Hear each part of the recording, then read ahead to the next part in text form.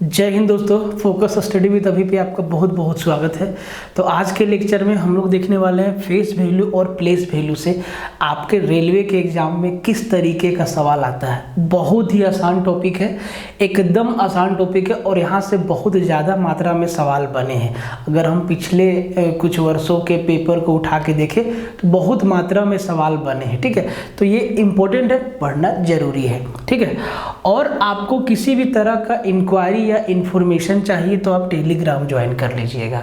ठीक है, Telegram join कर लीजिएगा। इस टेलीग्राम चैनल पे आपको डे टू डे अपडेट मिलते रहेंगे। साथ ही साथ अपना जो ऐप है फोकस स्टडी विद अभी, इस पे मैथ्स 299 का है, मैथ्स रीजनिंग प्लस साइंस 499 का है। बहुत लोगों को कन्फ्यूजन ये है कि सर सिलेबस कब तक कंप्लीट होगा। तो भाई मेरे, आपका पूरा मैथ और पूरा का पूरा रीजनिंग आपका मार्च और अप्रैल में ख़त्म हो जाएगा। उसके बाद के समय में आप जम के रिवीजन मारिए।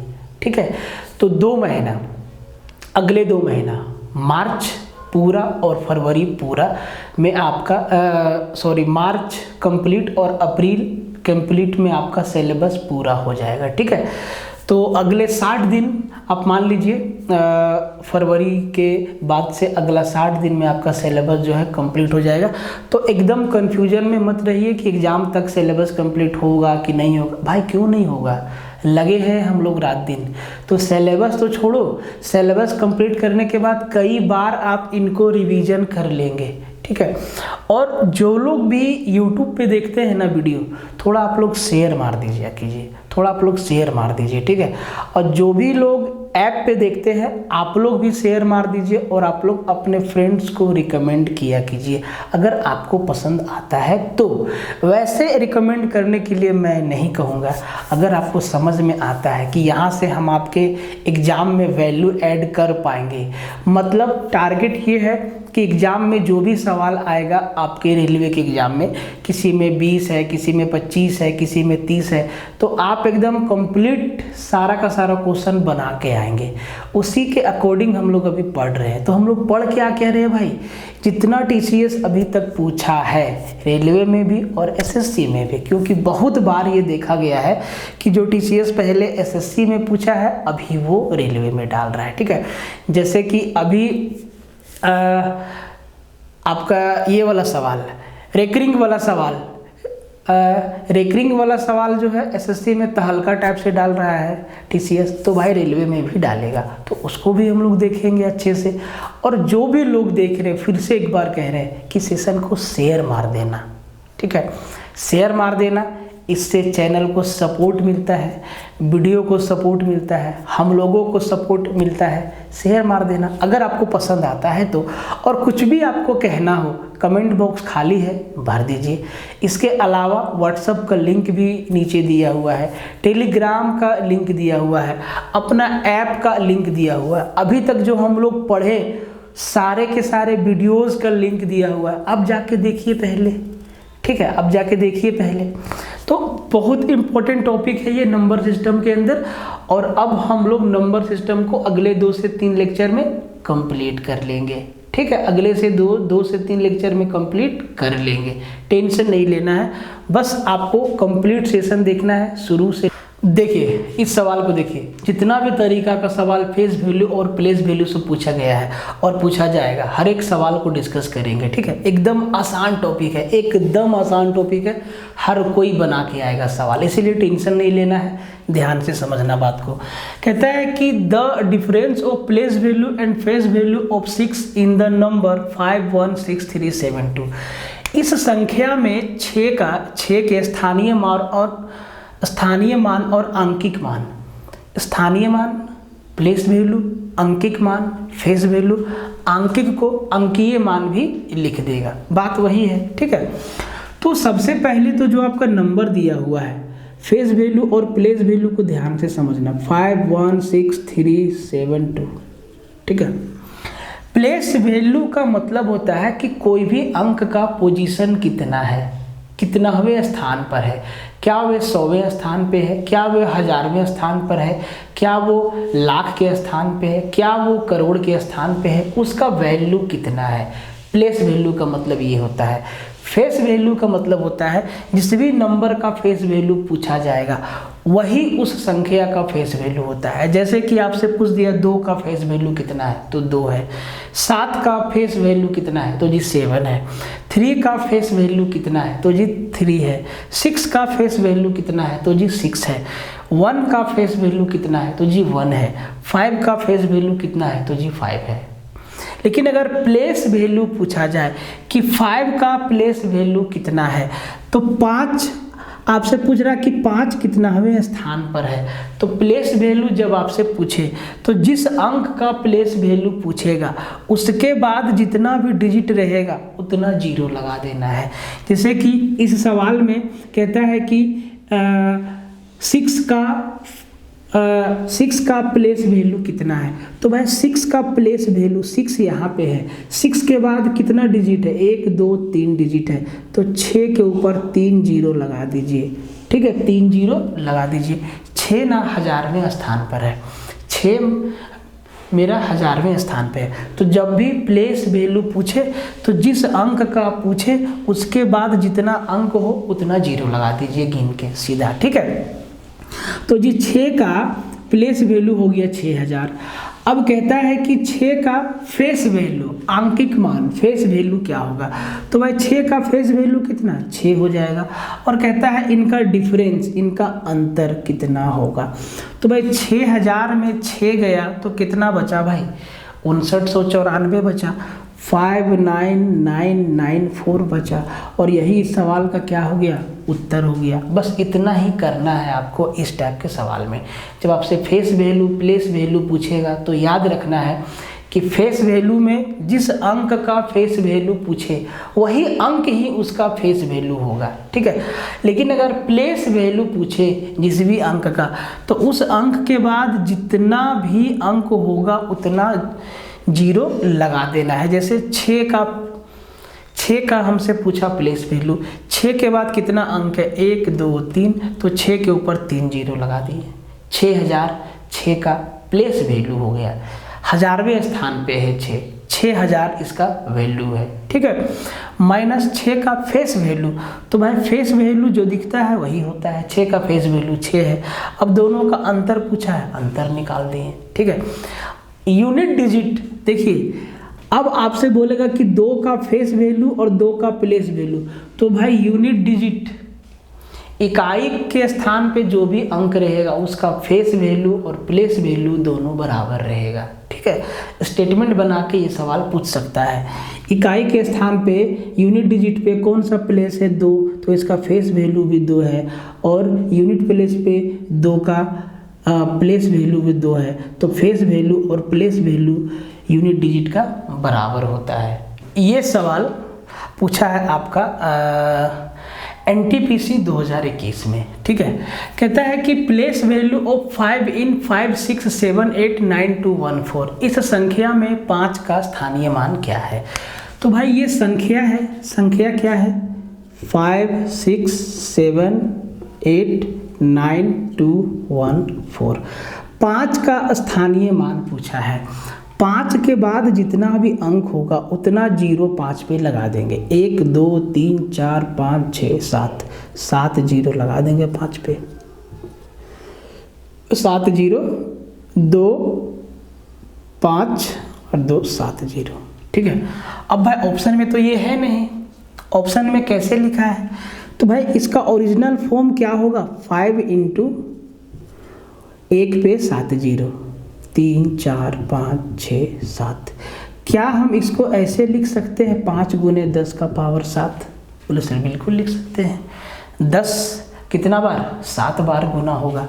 देखो तो इस फॉर्मेट को ऐसे भी हम लोग लिख सकते हैं और यही हमारा क्या हो जाएगा आंसर हो जाएगा।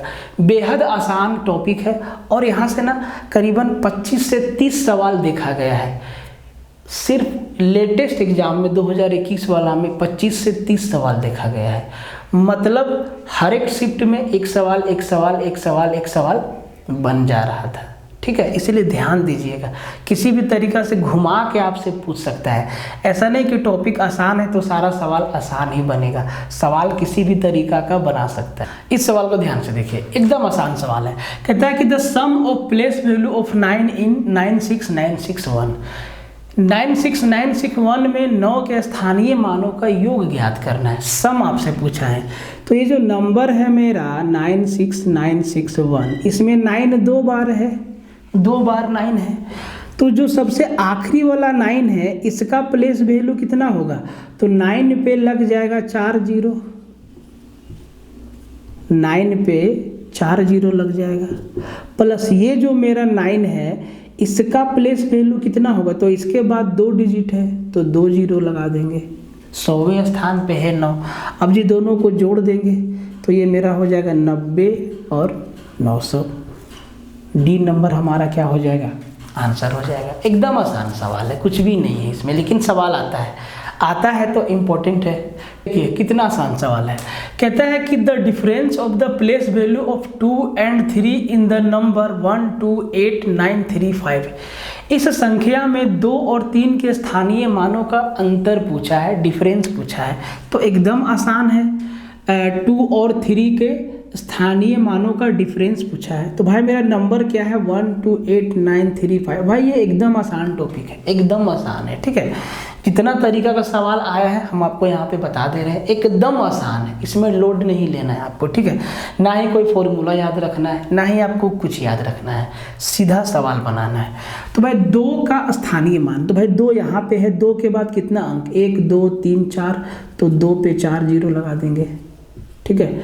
3 का स्थानीय मान, 3 के बाद कितना अंक है, 1 अंक है, तो 3 पे 1 जीरो, और इनका डिफरेंस पूछा है, तो 20,000 में 30 गया, तो भाई कितना 19,970 बचेगा, और क्या 19,970, ऑप्शन नंबर बी हमारा आंसर हो जाएगा।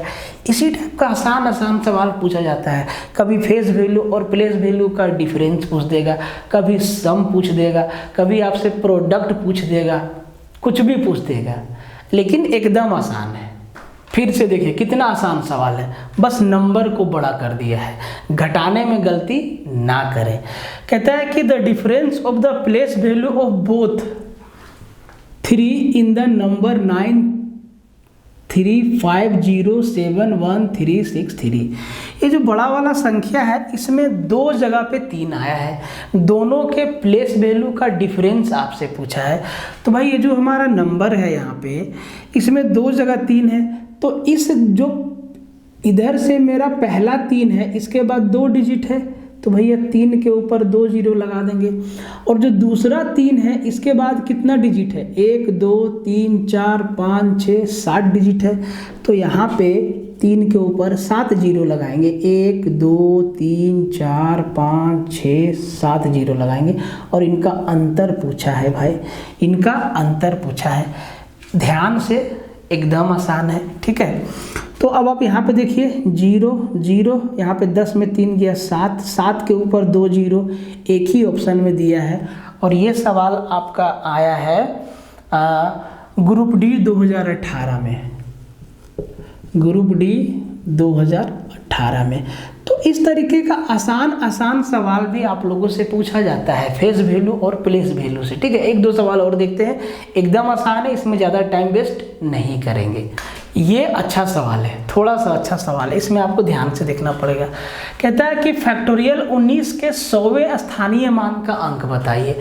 तो भाई फैक्टोरियल 19 का मतलब क्या होगा, तो आप कहेंगे सर फैक्टोरियल 19 का मतलब होगा 1 गुना 2 गुना 3 गुना 4 गुना 5 गुना 6 गुना 7 गुना से लेके गुना 19 तक। फैक्टोरियल 19 का मतलब यही होगा, फैक्टोरियल 19 का मतलब यही होगा। अब कहता है कि जब इसको गुना करेंगे ना तो 100वें स्थान पे इकाई दहाई सैकड़ा, तो बहुत सारा नंबर आएगा, ठीक है, ऐसे ऐसे करके। कहता है कि इसमें ना 100वें स्थान पे इकाई दहाई सैकड़ा, यहाँ पे कौन सा अंक आएगा, ये आपसे पूछा है, ध्यान से समझिए। 100वें स्थान पे 100 प्लेस पे कौन सा डिजिट होगा वो आपसे पूछा है।